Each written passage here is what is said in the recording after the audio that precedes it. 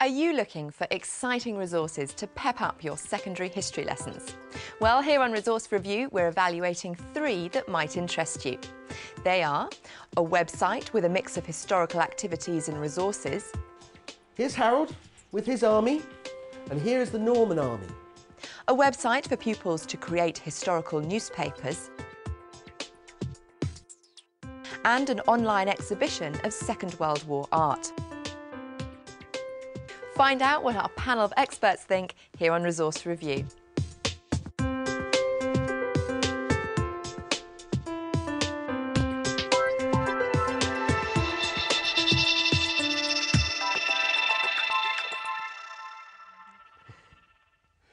Joining me to recommend today's resources is history teacher and author Ben Walsh.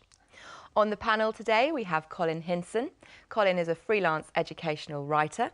And we also have history teacher and deputy head of Allerton High, Heather Scott. Heather is chair of the secondary committee of the Historical Association. Welcome to you all. Thanks very much for coming. So, Ben, let's look at your first resource, which is a website called Burnt Cakes. But this is a website with a difference, as I understand it. Can you explain it to us? It is very simply a collection of good ideas, interesting resources, some of which you pay for, some of which are free. It also contains reviews. It's really aimed at a community of teachers who visit it on a regular basis, and I think that's how you get the best use out of it. And what is it about it that you particularly like? I think I actually like the quirky and random nature of it. The fact is that if you want to see a review of a new textbook, for instance, by another teacher, there's a pretty good chance you'll find a review there for the sort of daily grind, if you like, as well. OK. We visited Alderman Blackshill School in Colchester, where teacher Michael Firth had opted to try one of the packages that you can buy from Burnt Cakes. That is going to change the course of history in this country. The resource I was using today seemed to fit in well with what we're doing at the present time, which was teaching about the Norman Conquest. This afternoon's lesson is about bias in history. So what do we know about bias? Anybody? The website is called Burnt Cakes, and we found it on the internet. My colleague and I went through it, looked at it. They got things available for Key Stage 3, and it was used basically as a means of refreshing their memory. We had gone through the run-up to the Battle of Hastings before, and we could then go on to look at the main exercise, which was the bias. The pupils had a worksheet which they filled in what happened during each hour from either an English or Norman viewpoint to show how each side would have recorded this. Are you going to be Normans or are you going to be English? Some people would say Saxons, but we'll use the term. It didn't give too much information. It allowed them to draw on what they'd learnt before, and it also allowed them to put their own ideas in, their own opinions of how things were going. Try to use strong adjectives such as mighty, heroic, masterful. Turn your opinions, your ideas into what... The pupils did like it. They were talking about it afterwards, which I think is a very good sign. This resource does fit in with the new curriculum, and we will look at it again as a department.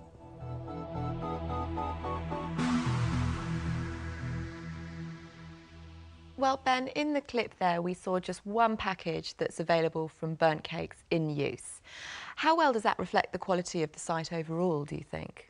And I actually think it reflects it very well. There are resources to purchase and there are free resources as well. What Burnt Cakes is really pushing is what we refer to as CPD, continuing professional development.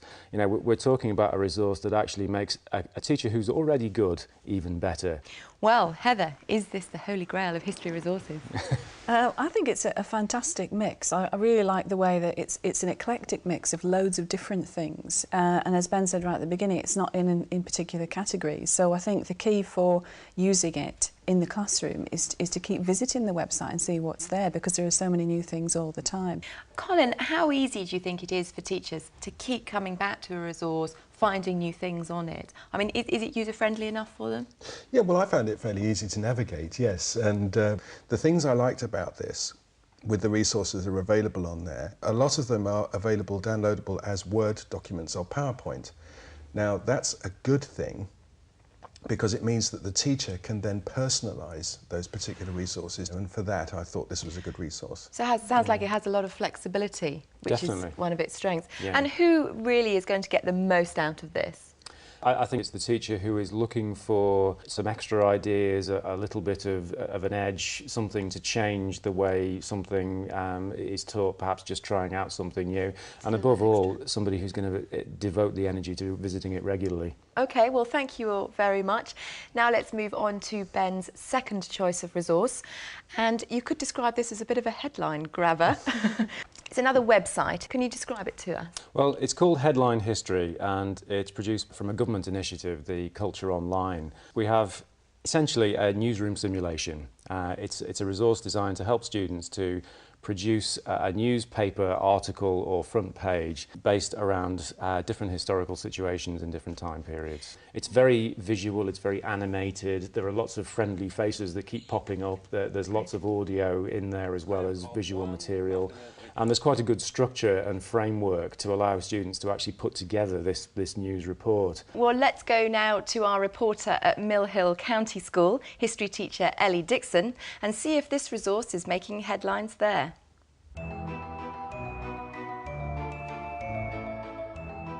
The package I've been looking at is the Headline History website. It enables pupils to write news copy. It covers the Roman era, the Tudor era, the Victorian era and World War II. Hello there, I'm Florence Nightingale. You may know me as the lady with the lamp. The main way students would access information, facts and opinions to put in an article is using the video playback interviews. We are in a very different position. And they're fantastic because you actually see historical characters coming to life on the screen, and all of that is based upon primary source material as well. They then use those interviews and shape quotes to build their own stories. I'm Sir Francis Drake. Ideally, I would use a package with students each having their own monitor and being able to work independently of the class.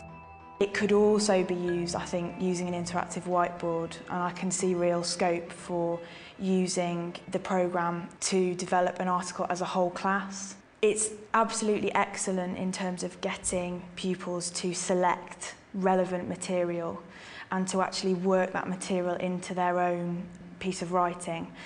Beyond that, it's a brilliant way of exposing students to bias in writing and interpretations of the past as well. It's quite difficult to navigate around. That can actually distract from the history. But I think with an orientation lesson, once you'd actually given pupils a chance to play around with it, I think they would be able to use it independently perfectly well. One thing before we discuss with the panel, Ellie hinted that navigation wasn't particularly easy, and I felt that with these sort of heads popping up, the site didn't seem to take itself too seriously, and I wondered whether that was really appropriate for secondary history. It's a weakness in the navigation issue, I think. It is a little bit too busy in many respects. Having said that, it's not coming from a strictly educational stable, and I think that one of the aims lying behind it from Culture Online was that students might actually play about with this in their own time at home as well. Well, panel, what do you think? Colin first. I really enjoyed playing with this. I mean, when I first came to it, the instant thought that popped into my head was, this is Key Stage 2. And it follows the scheme of work for Key Stage 2. But then I sort of got beyond that, if you like, and decided that wasn't much of a problem, because for me, with Key Stage 3 pupils, what this is really good for is historical skills. You know, it's not so much to do with the content, but actually what you do with the content. And so, you know, I felt that it was a really, really useful resource in the secondary classroom. The other thing I really liked about it was that it involved many pupils in the creation of that newspaper. So you had an editor and a senior reporter, a picture researcher, everyone took on a different role, and that means that nobody is excluded. And I thought that was a great thing about this resource. Positive review from Colin there. Heather, what about you? I thought it was fantastic. I loved it. Like Colin, I thought, well, this is Key Stage 2, but I think there's huge crossover for Key Stage 3, and I'd take Ben's point, I used it with older groups. I think it's exactly the right sort of resource. I do think the navigation was difficult, though. I think you'd have to spend, particularly if you were using it at Key Stage 2, you'd have to spend some time on training the students as to how to use the technology. And given that the Key Stage 2 history is so restricted in time, that they might not be... That's a bit of a drawback. So you definitely all like the way the resource works. Is the content really well researched? Can you rely on all of the kind of personal testimonies? Are they correct historically? I certainly didn't find anything that had me sort of screaming and shouting. They're not... I suppose if you wanted to quibble, you could suggest that they are presented as though they are genuine historical sort of sources, but in fact, in most cases, they're not, although the archive film obviously is. Well, I'm afraid we have to move on now to our third resource for the day. And Ben, this sounds like a bit of a hidden gem. What is this resource? It's one of the exhibitions that lurks within the website of the National Archives, formerly the Public Record Office. And here we have a fantastic collection of material from the Ministry of Information. Perhaps because we're British, we didn't call it the Ministry of Propaganda. The exhibition is called The Art of War. And it's called The Art of War because it's largely cartoon and similar sort of imagery designed to sort of perform particular purposes to support the war effort. There's also a film archive in there as well, including the delightful More Eggs, which involves a talking chicken. And I think I'll say no more about that, just to intrigue the watcher to try and go and investigate it for themselves. Go and see what Ben's talking about. But did you like this resource, Heather? I did, yes. When I first went to it, it's something I hadn't come across before, and I spent a lot of time on websites, but I hadn't found it, and I thought it was fascinating the way you could go into the Valour page and you could go in and find out why people had won medals for what particular act of bravery. And I think I could see that in a classroom, that you could then say, right, go and divide into groups of 3 and go and research this, tell me why this person won this medal, come back and tell us. Colin, what caught your eye about this resource? The thing that I really liked about it was that, again, this is a resource that can be used with historical skills. Again, it's less to do with content and more to do with skills. It is propaganda, after all, although it's not actually portrayed as that. It's the Ministry of Information, as you said, which is an interesting choice of words that should be picked up by the teacher anyway when discussing this kind of thing. Again, it wasn't specifically designed for teachers, it's very much for the general public, but clearly it's a potential goldmine for teachers. Great. The other thing is, because it all belongs to the National Archives, it is within reason free to use in any way you see fit. Right. And I think you also have the other added advantage that we have, for most of the images there, we have really quite a good provenance. And one of the things I found interesting is that some of these were draft materials that were never published.